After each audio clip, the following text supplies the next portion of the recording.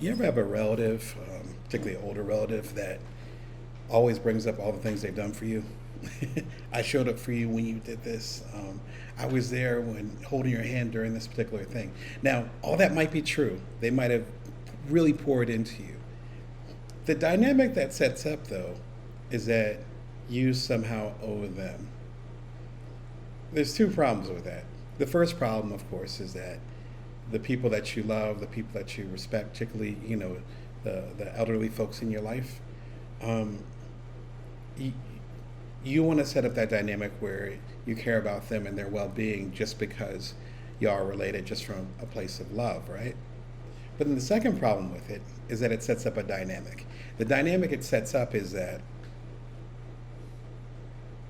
as they get older, as dynamics change, then you're going to be counting, you're going to be bean counting, you're going to be keeping score, whatever cliche you want to use. You're going to be doing that in the dynamics of that relationships. That's not what they want you to do, more than likely. They're just afraid that you might not love them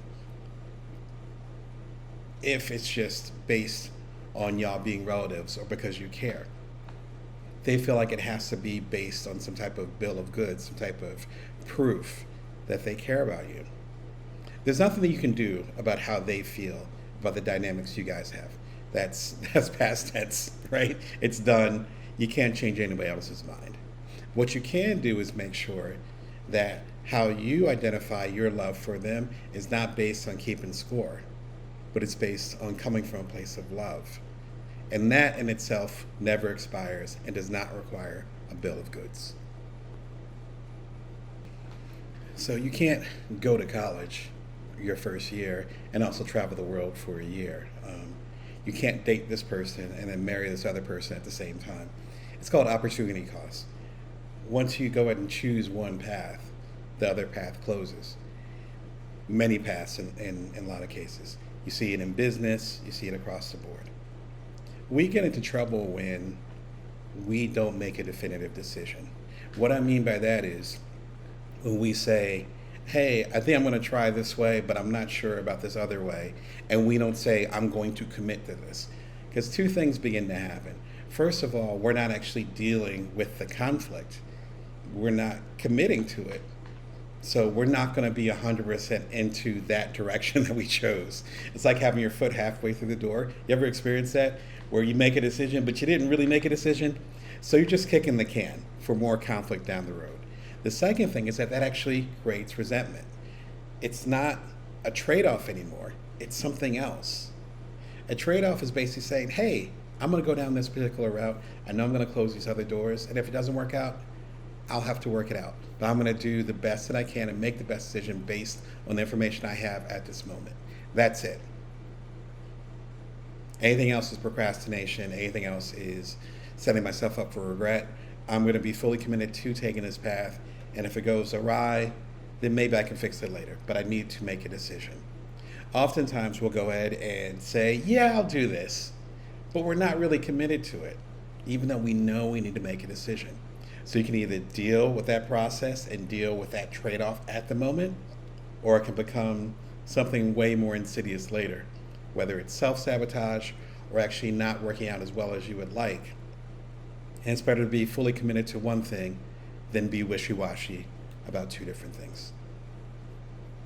You might have heard that really fun parable about the farmer who ends up having a bunch of horses that suddenly appear in his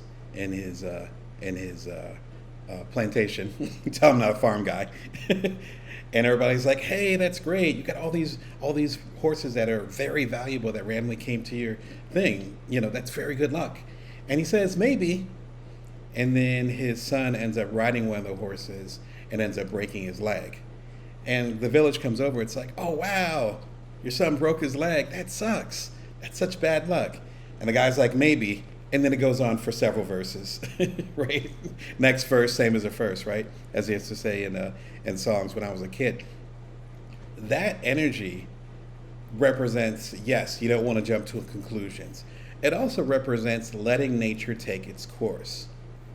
Particularly lately, on a personal level, I've had things that seemed like they were lined up perfectly.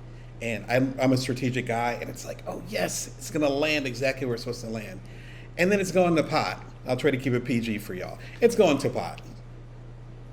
Deep doo-doo. Just fell apart. And I've had to restrain myself from getting upset about it, or at least not reacting in that certain way, or responding in that certain way. And then within a couple of days, the situation corrects itself. I swear, it corrects itself and ends up being better than the one I strategized. It's been a lesson personally and professionally for me in recent days, and I think that's kind of the energy we need to take in, these challenging, dynamic times. Things might not turn out the way that you had planned it, but the route that you're on, they might actually turn out better.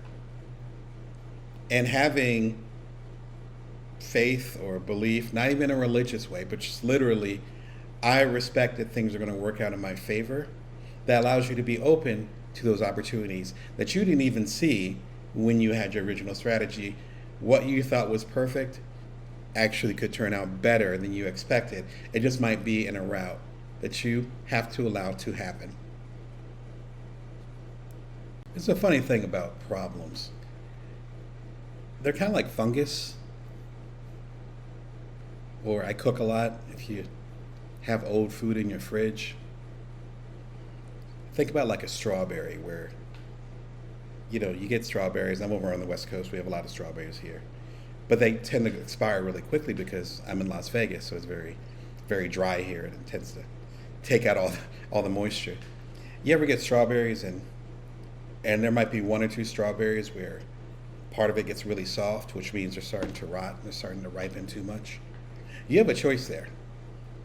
You can either go ahead and let it be and let it do its thing, or you can take a knife and cut it.